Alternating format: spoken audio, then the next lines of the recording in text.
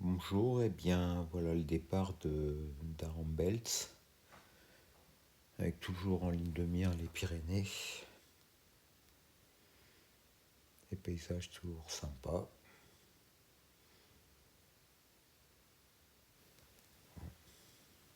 Alors ici un petit chemin creux juste avant d'entrer dans Ostabat, ça se termine par un gué. Voilà l'heure de la sortie pour les canards, on les voit là-bas qui sortent de leur cabane où ils ont passé la nuit et puis ils partent vers leur pâturage là-bas. Ah, c'est marrant de les voir. Oh, toi t'es pas réveillé toi. Ici c'est le château de Lachag. Ça,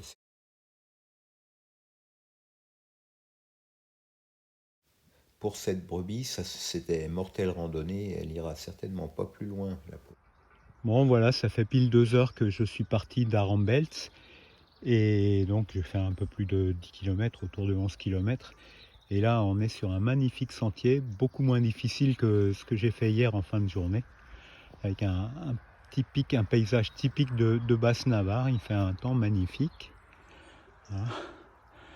Voilà. Et ben dommage, j'ai zappé, j'ai fait une fausse manip et j'ai pas enregistré le troupeau de moutons que je viens de traverser.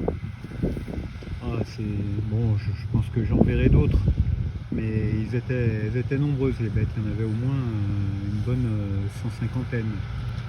Voilà. Et puis les vaches à côté, faut pas les oublier.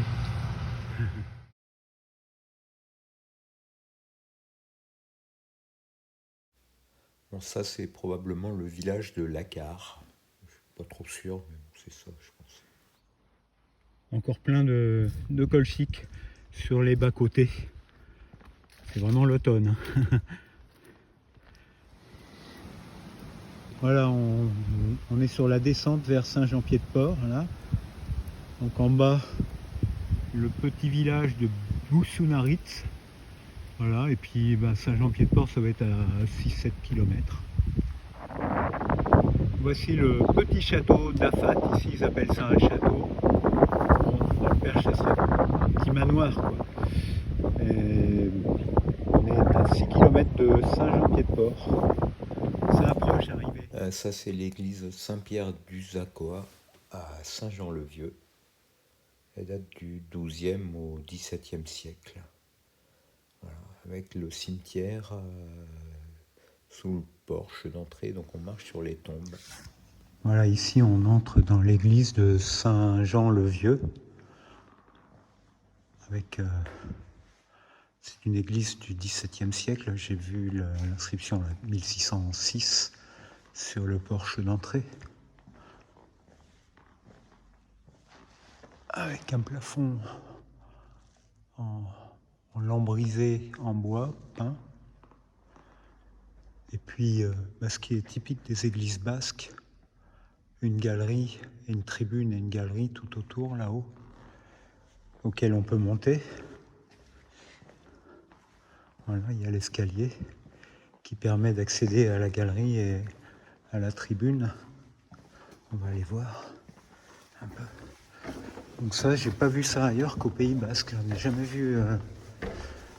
Bon, dans les églises du nord de la France, il y a des tribunes aussi, mais c'est pour l'orgue. Tandis qu'ici, c'est vraiment pour les gens qui viennent à l'église, quoi, les fidèles. C'est assez spectaculaire. Donc il y a les bancs là-haut qui s'échelonnent jusqu'en haut.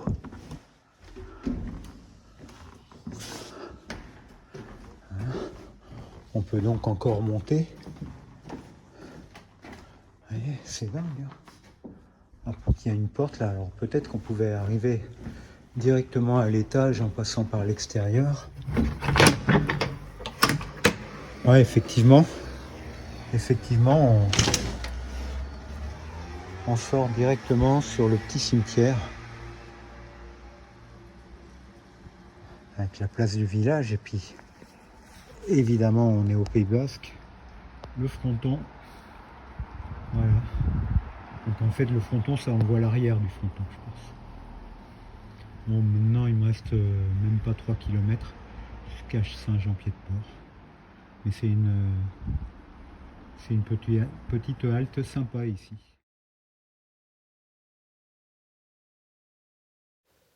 Voilà un slogan en basque, Askatasuna, ça veut dire liberté.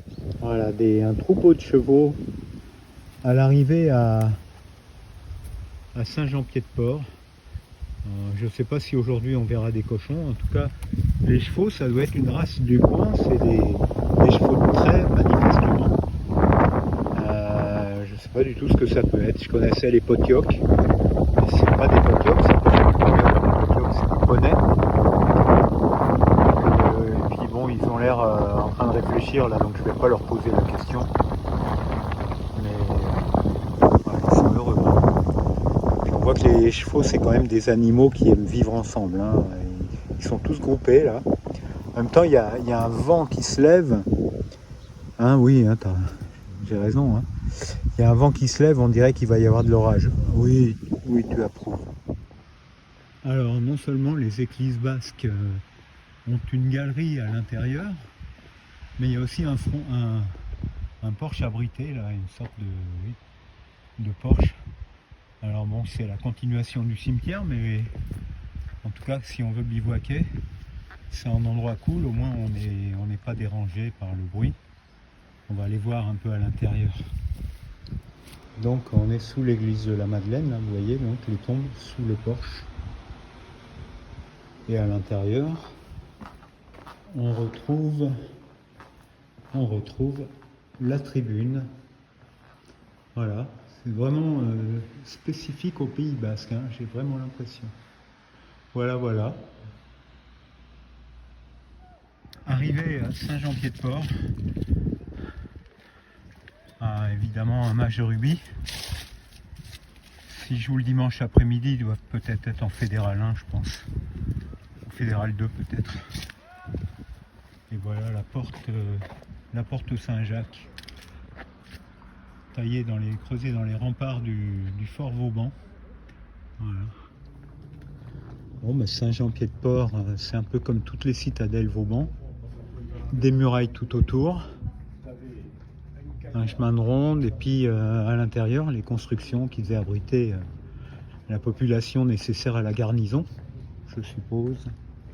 Même un refuge municipal ici, c'est bien. Refuge. Bon, je pense qu'ici, il n'y a pas de problème pour trouver un gîte, puisque tous les chemins, encore un là, non, complet ce soir celui-là. C'est un vrai commerce ce chemin. Bon, en même temps, c'est joli, quoi. C'est mignonnet cette petite ville. L'avantage quand on est à pied, c'est qu'on passe là où on ne peut pas passer en voiture.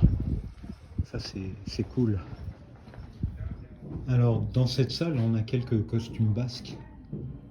En fait, c'est très varié. C'est un peu comme en Bretagne, on connaissait l'origine de la personne rien qu'au costume. Alors, c'est assez curieux d'ailleurs, hein, parce que vous voyez, celle-ci, elle a des sortes de cornes inversées. Vraiment très, très spécial, on va dire. Hein, voilà. Alors là, on a retrouvé la Schtroumpfette. Bon, il y a eu la décoloration parce qu'elle est à l'ombre ici, mais normalement c'est bleu.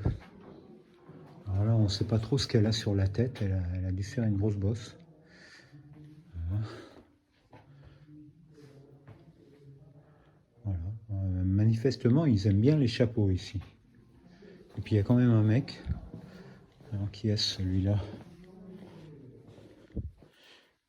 C'est un gentilhomme nomade des montagnes au XVe siècle. Voilà. Ah, et puis il y en a d'autres là-bas. Voilà, toujours les chapeaux aussi ahurissants les uns que les autres. Alors celle-là, elle est de Pampelune. Donc j'y serai, je pense, après-demain à Pampelune. Alors là, c'est pas marqué, c'est la Schtroumpfette, mais qui a mal tourné, celle-là.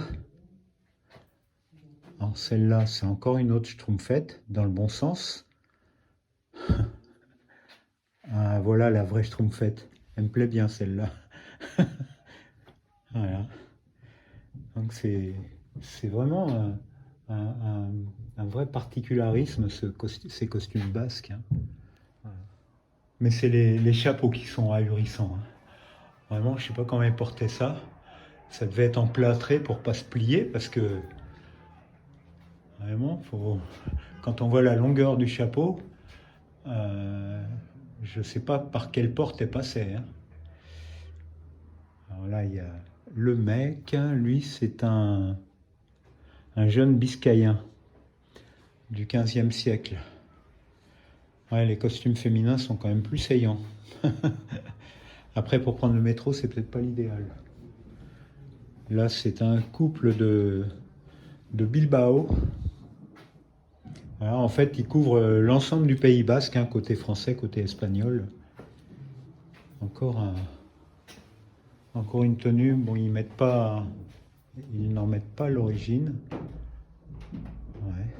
Voilà le genre de croix qu'on a vu dans le cimetière de Saint-Jean-le-Vieux.